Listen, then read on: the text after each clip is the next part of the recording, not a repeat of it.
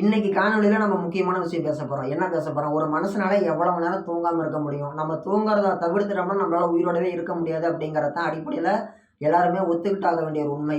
நம்ம வாழ்க்கையில சரி பாதி நேரம் நம்ம தூங்குறோம் அப்படின்னு சொல்லி உங்களால சொன்னா நம்ப முடியுதா? ஒருத்தர் 60 வயசு வரைக்கும் வாழ்ந்துட்டு செத்து போறாரு அப்படின்னா, அவர் வாழ்க்கையில ஒரு 20 வருஷ காலம் அப்படிங்கிறது அவர் தூங்குறதுக்கு மட்டுமே செலவாகுது அப்படிங்கிறது தான் அடிப்படையான உண்மை. நீங்க ஒத்துக்கிட்டாலும் சரி, ஒத்துக்கலைனாலும் சரி அதுதான் உண்மை. இப்போ ஒருத்தர் வந்து பார்த்தீங்கன்னா, நைட் ஒரு 10 மணிக்கு தூங்குறாரு அப்படின்னா, காலையில ஒரு 7 மணிக்கு எந்திரிக்கிறாரு அப்படின்னா, அதுக்கு இடைப்பட்ட நேரம் 9 மணி நேரம் அவர் தூங்குறாரு.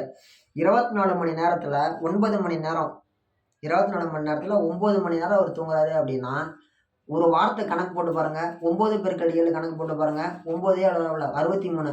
63 அப்படிங்கிறது கிட்டத்தட்ட வந்து பார்த்தீங்கன்னா, 3 நாள். ஒரு வாரத்தில 7 நாள் அப்படின்னா, ஒரு மனுஷன் தூங்குறது 9 மணி நேரம் தூங்குனாலே கிட்டத்தட்ட ஒரு 3 நாள் படுத்துக்கிட்டு 4 நாள் முழிச்சுட்டு இருக்கிற கணக்கு தான் வந்து பார்த்தீங்கன்னா வருது. ஒரு வாரத்துக்கே 3 நாள் மனுஷன் தூங்குறான் அப்படின்னா, ஒரு மாசத்துக்கு 12 நாளு. ஓகேங்களா? 10 மாசத்துக்கு 120 நாளு. அப்புறமேட்டு 144 நாளு. 365 நாள்ல 144 நாட்களுக்கு உண்டான மணி நேரங்கள் அப்படிங்கிறது நம்ம தூங்குறதுக்கு மட்டுமே செலவு பண்றோம் அப்படின்னு நீங்க தெரிஞ்சுக்கோங்க. இது என்னைக்காச்சும் நீங்க சிந்திச்சு பார்த்துருக்கிறீங்களா? இது வந்து கேட்க வேடிக்கையா இருந்தாலும் இதுதான் அடிப்படையான உண்மை. இத மட்டுமே சிந்திச்சு பார்த்த அந்த ரஷ்ய ராணுவ படையினர் வந்து பார்த்தீங்கன்னா, ஒரு முடிவுக்கு வராங்க. அவங்க அந்த மாரி முடிவுக்கு வரதுக்கு இன்னொரு காரணம் என்னன்னு சொல்லி கேட்டோம்னா, நம்ம அடால்ஃப் ஹிட்லர் என்ன பண்றாரு, தன்னுடைய ராணுவ வீரர்கள் போர் புரியும் பொழுது தூங்கக்கூடாது.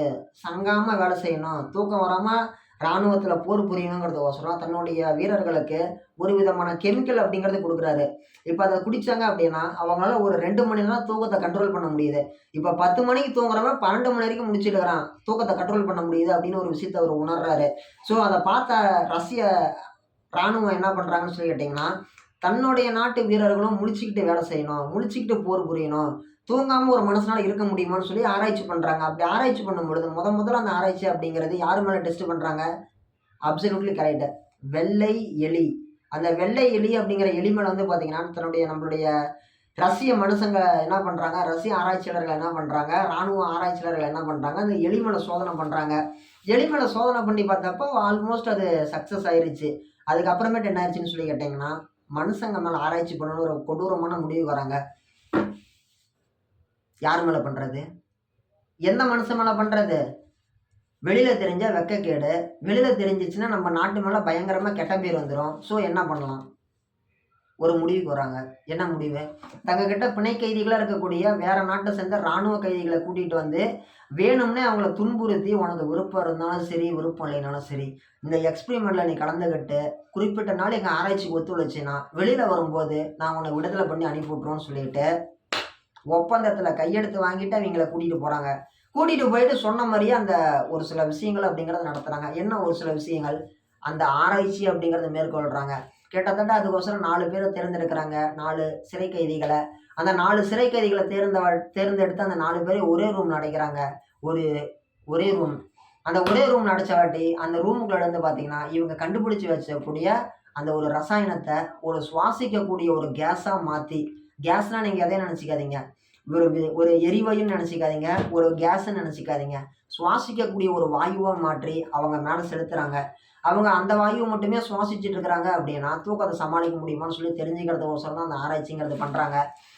ஒரு நாள் அந்த ஆராய்ச்சி அப்படின்னு இன்னைக்கு இருக்கிற மாரி சிசிடிவி கேமராலாம் இருந்துருந்துச்சு அப்படின்னா, இவங்க தெரிஞ்சிருப்பாங்க. நாள் வந்து பார்த்தீங்கன்னா, அவங்க பேசுறத, அவங்க வெளியில வர முடியாத மாரி ஃபுல்லா இரும்பு டோர் போட்டு லாக் பண்ணிட்டாங்க. இன்னைக்கு நம்ம சினிமால பார்க்குற மாரி ஒரு கண்ணாடி இருக்கும். கண்ணாடிக்கு உள்ளாடி நடக்கக்கூடிய விஷயம் வெளியில இருந்து பார்க்கலான்ற மாரி, அந்த ஒரு நவீனமான விஷயங்கள்லாம் அன்னைக்கு கிடையாது. 1947 காலகட்டங்கள்ல, 45 காலகட்டங்கள்ல. அந்த காலகட்டங்கள்ல இந்த மாரி பண்ணிட்டு இருக்கும்பொழுது, ஒரு பெரிய இரும்பு ரூமு. காத்து கூட வெளியில போக முடியாது. ஒரு இத மேனுஃபேக்சர் பண்ணி, அதுக்குள்ளாடி தான் அந்த 4 பேர விட்டு அவங்களுக்கு அந்த வாயு குடுக்குறாங்க. ரசாயன வாயு. குடுத்துட்டு இவங்க என்ன பண்றாங்க, ஒட்டு கேட்கறாங்க. இப்படி காத வச்சு ஒட்டு கேட்கறாங்க. என்னென்ன பேசுறாங்க, அவங்க என்னென்ன பண்றாங்கன்ட்டு. அப்படி அவைங்க ஒட்டு கேட்கும்போது என்னென்ன தெரியுது அவைங்களுக்குன்னு சொல்லி பார்த்தோம்னா, நாள் எல்லாருமே ரொம்ப ரொம்ப சகஜமா இருக்கிறாங்க. தூக்கம் கெட்டாலும் அவங்களுக்கு அது ஒண்ணும் ஒரு பெரிய பாதிப்பு அப்படிங்கிறது அவங்களுக்கு குடுக்கல. ரொம்பவே சகஜமா இருக்கிறாங்க. 2வது நாள் வந்து பார்த்தோம் அப்படின்னா, கொஞ்சம் அப்படியே டல்லா ஆவுறாங்க. ரொம்பவே டல் ஆவுறாங்க. ரொம்பவே டல் ஆயி, என்ன பண்றோம் அப்படின்னு சொல்லி தெரிஞ்சுக்க முடியாத அளவுக்கு ஒரு மாரி மயன்னு இருக்கிறாங்க. அப்ப என்ன பண்றாங்க, அந்த கேஸோடைய அளவு அப்படிங்கிறத அதிகப்படுத்துறாங்க. இப்ப 100க்கு ஒரு 20% அந்த வாயு அப்படிங்கிறது செலுத்துறாங்களா, அடுத்து ஒரு 40% வாயு அப்படிங்கிறது காத்துல கலந்து விடுறாங்க. அதுக்கப்புறமேட்டு என்ன ஆகுது, 3வது நாளும் ஆகுது. 3வது நாள் ரொம்ப ஆக்டிவாக இருக்கிறாங்க. அந்த வாயுவோடைய அது விகிதம் அப்படிங்கிறது அதிகமான வாட்டி. அதுக்கப்புறமேட்டு என்ன ஆகுது, 4வது நாள் சுத்தமாக சத்தமே இல்லை. சுத்தமாக சத்தமே இல்லை. 4வது நாள் சத்தமே இல்லையே, என்ன பண்ணலான்னு சொல்லி இது பண்ணும்போது எல்லாம் காது வச்சு கேட்கும்போது எல்லாம் அரை மயக்கத்தில் அப்படியே போதில் அப்படியே மயன்னு உளறிட்டு இருக்கிறாங்க. அடுத்தது 5வது நாள் ஆராய்ச்சி நடக்குது. 5வது நாளும் அவங்களுக்கு வந்து அந்த காற்று மட்டும்தான், அவங்களுக்கு தேவையான ஃபுட்டெல்லாம் வந்து பார்த்தீங்கன்னா ஃப்ரீசர் மாதிரி சம்திங் ஏதோ ஒன்று வச்சுட்டாங்க. மித்தபடி அவங்க உள்ள என்ன நடக்குதுன்னு தெரியல. காது வச்சு ஒட்டு கேட்குறதுல மட்டுமே அடிப்படையை வச்சு தான் அவங்க ஒரு முடிவுக்கு வராங்க, ஒரு தீர்மானத்துக்கு, ஒரு அனுமானத்துக்கு வராங்க. அப்படி இருந்த காலகட்டங்களில் ஒரு குறிப்பிட்ட நாள் ஆகுது, ஒரு வாரம் 10 நாள் ஆகுது. 10 நாள் கழிச்சு வந்து பார்த்தீங்கன்னா ஒருத்தர் பயங்கரமாக தாக்கிக்கிறாங்க, வெறி பிடிச்ச மாதிரி. சண்டை போட்டுக்கிற சத்தம் கேட்குது. சண்டை போட்டுக்கிற சத்தம் கேட்ட வாட்டி ஒன்றுமே தெரியல. அப்புறமேட்டு ஒரு விதமான துர்நாற்றம் அப்படிங்கிறது அந்த இரும்பு கேட்டை தாண்டி வெளியில் வர ஆரம்பிக்குது. என்னடா இது, எல்லாமே நாம் லாக் பண்ணிட்டோம், துர்நாற்றம் வருது அப்படின்னு சொல்லிட்டு எல்லாம் போன வாட்டி ஒரு மனுஷனோட குரல் மட்டும் ரிப்பீட்டடாக கேட்குது. ஒரு 15 நாள் கழிச்ச வாட்டி என்னடா இது இப்படி ஆகி போச்சு. ஒருத்த மட்டும் உயிரோட இருக்கிறான், மீதி 3 பேர் என்ன ஆனாங்கன்னு தெரியலையே, மூச்சு விட முடியாமல் செத்து போயிட்டாங்களே என்னமோ தெரியலையே அப்படின்னு சொல்லிட்டு இது பண்ணுறாங்க. அப்படி இருந்த காலகட்டங்களில் 4 பேர் அனுப்பி போட்டாங்கல்ல, ஒருத்தன் குரல் மட்டும் கேட்குது. ஒருத்தன் அரை மயக்கத்தில் இருந்திருக்கிறான், 2 பேர் செத்து போயிட்டாங்க. ஓகே, இப்போ ஒரு கட்டத்தில் என்ன பண்ணுறதுன்னு தெரியல. சரி வா கதவை திறந்து பார்த்துறான்னு சொல்லி கதவை அந்த கேஸை நிறுத்துறாங்க. கேஸ் நிறுத்தின வாட்டி ஒரு அரை மதியம் வெயிட் பண்ணுறாங்க. உள்ளாடி இருந்து ஒரு அலறல் சத்தம் கேட்குது. எனக்கு அந்த கேஸ் கொடுங்க, அந்த கேஸ் இல்லைன்னா என்னால் இருக்க முடியாதுன்னு சொல்லிட்டு அந்த கேஸுக்கு அந்த மனுஷன் அடிக்ஷன் ஆகிட்டான். இவங்க கதவை திறந்து உள்ளாடி போகிறாங்க. உள்ளாடி போய் பார்த்தா யாருக்குமே நம்ப முடியாத அளவுக்கு ஒரு மிகப்பெரிய ஒரு அதிர்ச்சிங்கிறது இருக்குது. என்ன அதிர்ச்சி, அந்த 4 பேரில் வந்து 2 பேரை கடித்து சாப்பிட்டாங்க.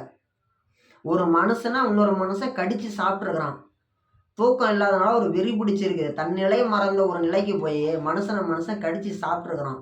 கடித்து சாப்பிட்ட வாட்டி மீதி 2 பேர் இருக்கிறாங்கல்ல, அந்த உயிரோட இருக்கிற 2 பேரில் ஒருத்தன் என்ன பண்ணிக்கிறான், கதவை திறந்து வந்த ஆளுங்களை கடிச்சு திங்க ஒடியாந்துருக்கிறான் சாம்பி மாதிரி. உடனே பக்கத்தில் இருந்த இராணுவ படை தான் அவங்க துப்பாக்கி வச்சு ஒருத்தனை சுட்டு விட்டாங்க. இன்னொருத்தன் என்ன பண்ணிக்கிறான், அவங்கள பார்க்கும் பொழுது ரொம்ப ஒரு அசிங்கமாக இருக்கிறான். என்னன்னா தன்னுடைய கையை அவனே கடிச்சு தின்றுக்கிறான், தன்னுடைய தோலை அவனே பிச்சு தின்றுக்கிறான், ஒரு மாதிரி அசிங்கமாக இருக்கிறான். அவன் என்ன பண்ணுறான், இவங்கிட்ட பேசுகிறான், எனக்கு அந்த கேஸ் கொடுங்க, அந்த கேஸோட நான் வாழணும்னு ஆசைப்பட்றேன், நான் உங்களை எதுவும் பண்ணல, எனக்கு அந்த கேஸ் கொடுங்கன்ட்டு. உடனே இவங்க என்ன பண்ணுறாங்க, துப்பாக்கி கன் பாயிண்டில் அவனை நிறுத்தி கூட்டிகிட்டு போயிட்டு அவனை படுக்க வச்சு அவனை ஆராய்ச்சி பண்ணுறாங்க. அப்பயும் அவன் அந்த கேஸ் வேணும்னு சொல்லி கேட்குறான். ஒரு கட்டத்துக்கு மேலே அந்த கேஸ் அவனுக்கு கொடுக்குறாங்க. அந்த கேஸை சுவாசிச்சுட்டு இருந்தவன் கேப் விட்டு சுவாசித்ததுனால, அரை மதியானம் கேப் விட்டு மறுபடியும் அதை சுவாசித்ததுனால ரொம்ப எக்ஸைட்மெண்ட் ஆகி அவனோட ஹார்ட் பம்ப்லாம் ரொம்ப இன்க்ரீஸ் ஆகி இறந்துட்டான். ஒரு மனுஷனுக்கு வாழ்க்கையில் தூக்கம் அப்படிங்கிறது ரொம்ப ரொம்ப முக்கியம். நீங்கள் நினச்சி பார்க்குறத விட அது ரொம்ப ரொம்ப முக்கியம். ரொம்ப யதார்த்தமானதும் கூட அதுதான். இப்போ இருக்கக்கூடிய சூழ்நிலையில் ஒருத்தன் 70 வயசு வாழ்கிறான் அப்படின்னா அவன் வாழ்க்கையில் கிட்டத்தட்ட ஒரு 31 வருஷம் அவன் தூங்குறதுக்கு மட்டுமே செலவு பண்ணுறான் அப்படிங்கிறது தான் யதார்த்தமான ஒரு உண்மை. ஒரு வருஷத்துக்கு 365 நாள்னா கிட்டத்தட்ட அதில் சரிபாதி 365 சரிபாதி அப்படிங்கிறதுக்கு கொஞ்சம் நெருக்கமாக 144 நாளுக்கு மேலே அவன் படுத்து தூங்கி தான் ஆகணும். படுத்து தூங்கினா மட்டும்தான் அவனால் நிம்மதியாக இருக்க முடியும். அதுதான் ஒரு ஆரோக்கியமான ஒரு உடல் நிலை அப்படிங்கிறத குறிக்கும் அப்படிங்கிறது தான் நிதர்சனமான உண்மை. இதை யாருமே எதுக்கோசரமே மறுக்கிறதுக்கு இல்லைன்னு சொல்லி நீங்கள் தெரிஞ்சுக்கோங்க, சரிங்களா? இதுதான் உண்மை. இந்த மாதிரி ஒரு எக்ஸ்பிரிமெண்ட் நடத்திட்டாங்க, ரஷ்யா நடத்திட்டாங்க அப்படிங்கிறது பின்னால் தான் அது வந்து கொஞ்சம் கொஞ்சமாக தெரிய வந்துச்சு. ஆனால் அதை அவங்க யாரும் பெருசாக காமிச்சிக்கல. இல்லையே, நாங்கள் அப்பெல்லாம் எதுவும் பண்ணலையே, யாரோ உருட்டி இருக்கிறாங்க, கதை உருட்டி இருக்கிறாங்க, இதுக்கு எங்களுக்கு சம்மந்தம் இல்லை, இதெல்லாம் நீங்கள் நம்பாதீங்க அப்படின்னு சொல்லி அவங்க கருத்தை சொல்லி தப்பிச்சுக்கிட்டாலுமே கூட அதில் ஒரு ஆராய்ச்சி பண்ண ஒரு ஆராய்ச்சியாளர் அப்படிங்கிறவர், ஆமாம் அந்த மாதிரி ஒரு விஷயம் நடந்தது உண்மைதான், அதில் நாங்கள் செஞ்சோம் தான் அப்படின்னு சொல்லி அவர் ஒத்துக்கிட்டாரு.